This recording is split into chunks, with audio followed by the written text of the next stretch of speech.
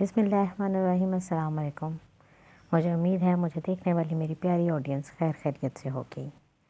आज मैं आपके लिए गजरेले की रेसिपी लेकर आई हूँ, जो कि बहुत ही आसान तरीके से लेकर आई हूँ ताकि आप इसको आसानी से बना सकें, इसमें कोई मुश्किल ना हो। तो इस रेसिपी को हम स्टार्ट करते हैं। तो इसके लिए जो चीज़ें चाहिए वो देख लेते हैं। मैंने 1 पाव के करीब गाजरें ली हैं, जिनको मैंने धोकर अच्छे तरीके से कद्दूकस कर लिया है। तकरीबन 1 कप के करीब चीनी है इसमें, और ये चावल हैं जिनको मैंने पहले से ही बॉईल करके रख लिया है, तकरीबन आधा कप के बराबर। और गार्निशिंग के लिए कुछ बादाम मेवे वगैरह मैं साथ में रखूँगी। तो इनको सबसे पहले हमने बड़े आसान तरीके से, मैं जो आपको बता रही हूँ बहुत ही आसान तरीका है ये। एक साफ़ कढ़ाई लेंगे, उसमें हम पहले गाजरों को भून लेंगे। इसमें ऑयल वगैरह पानी वगैरह कुछ भी नहीं डाला, खाली गाजरें हैं। इनको अच्छे तरीके से मैंने भून लेना है ताकि जब हम गजरेले में डालें तो ये जो दूध को सारा सोख ना कर जाए। इसलिए इनको इसलिए पहले भूना जाता है ताकि इनके अंदर का जितना जो पानी है वो खुश्क हो जाए और ये ड्राई हो जाए बिल्कुल, ताकि जब हम इसको दूध में डालेंगे तो उस टाइम ये सारा जो दूध है वो जज़्ब ना कर लें। इसलिए इनको पहले भूना जाता है। तो इसको मैं तकरीबन 5 मिनट के लिए भूनूंगी। बिल्कुल लो फ्लेम पे भूनना है आपने, हाई फ्लेम नहीं करनी इसकी, बिल्कुल लो फ्लेम पे इसको हम ऐसे भूनते जाएंगे, ड्राई रोस्ट करेंगे। ठीक है, अब ये देख सकते हैं इसको मैंने भून रही हूँ। और उसके बाद फिर मैंने 2 से 4 मिनट के लिए इसको ढक के रख दूँगी ताकि जो इनका अपना पानी निकलेगा उसी में ये अच्छे तरीके से गल जाएंगी।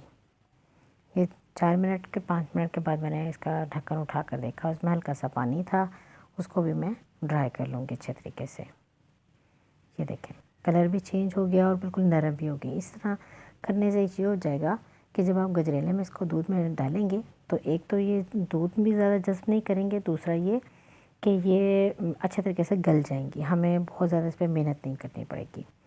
ये मैंने आधा कप चावल लिए थे जिनको मैंने भिगो कर बॉयल करके पहले से रख लिया था। ये देखें इसको मैंने तकरीबन 2 कप पानी डाल के इसको बॉयल कर लिया था और बिल्कुल नरम कर लिया था।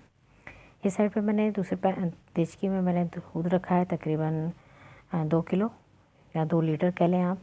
ठीक है, जब वो बॉयल हो गया तो उसमें ये जो चावल मैंने बॉयल करके रखे थे वो भी साथ में डाल दिए ताकि वो अच्छे तरीके से उसमें घुलना शुरू हो जाए।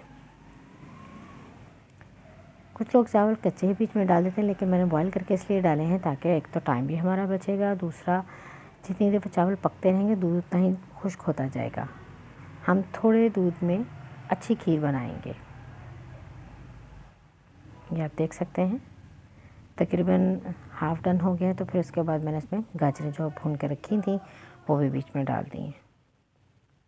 आप देख सकते हैं कि इसमें मैंने डाल दी हैं और अब इनको भी मैं पकने के लिए छोड़ दूँगी।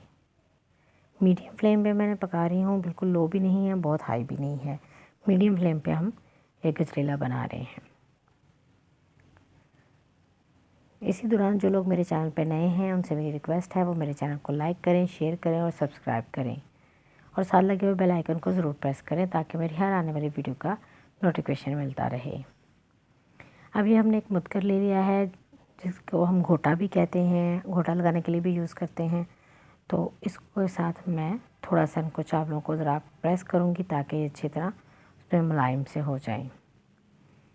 उसके बाद इसमें मैं साथ में चीनी भी डाल दूँगी और उसको मिक्स करके अच्छे तरीके से उसको भी घोटूँगी। ये आप देख सकते हैं कलर भी इसका आ रहा है और ये थिक भी होना शुरू हो गई है। तो इसको मैं मुदकर के साथ अच्छे तरीके से घोटना शुरू करूँगी। ये देखें इस तरह करके आप इसको आहिस्ता आहिस्ता से, जहाँ आपको लगे कि चावल महसूस हो रहे हैं आपको, आप इस तरह उसको प्रेस करते जाएंगे, वो खुद ब खुद मैश होते जाएंगे। बॉयल इसीलिए पहले किया था ताकि जो दोनों चीज़ों को मैंने इसीलिए पहले रेडी कर लिया था, गाजरों को भी और चावलों को, कि हमें ज़्यादा टाइम ना लगे पकाने में। अब ये देख सकते हैं ये डन हो गया है। ये ऊपर हल्के हल्के से ऊपर बबल्स आना शुरू हो गए हैं। वो बबल्स की निशानी ये होती है कि जब आपकी खीर रेडी हो जाए तो ये इस तरह ऊपर बबल आना शुरू हो जाएंगे। ये आप देख सकते हैं, ये देखें, ताकि इससे पता चल रहा है कि इसका खीर का पानी खुश्क हो गया। अब खीर जो है तकरीबन आपकी डन हो चुकी है। ये आपको मैं सर्व करके दिखाती हूँ इसकी फ़ाइनल लुक। ये देखें कितनी मज़े की और कितनी यम्मी लग रही है और कितनी आसान तरीके से मैंने आपको बताई है। मुझे उम्मीद है कि आपको मेरी रेसिपी समझ आ रही होगी और आप मेरे रेसिपी को पसंद भी कर रहे हैं। नेक्स्ट वीडियो में मिलूँगी। अल्लाह हाफ़िज़।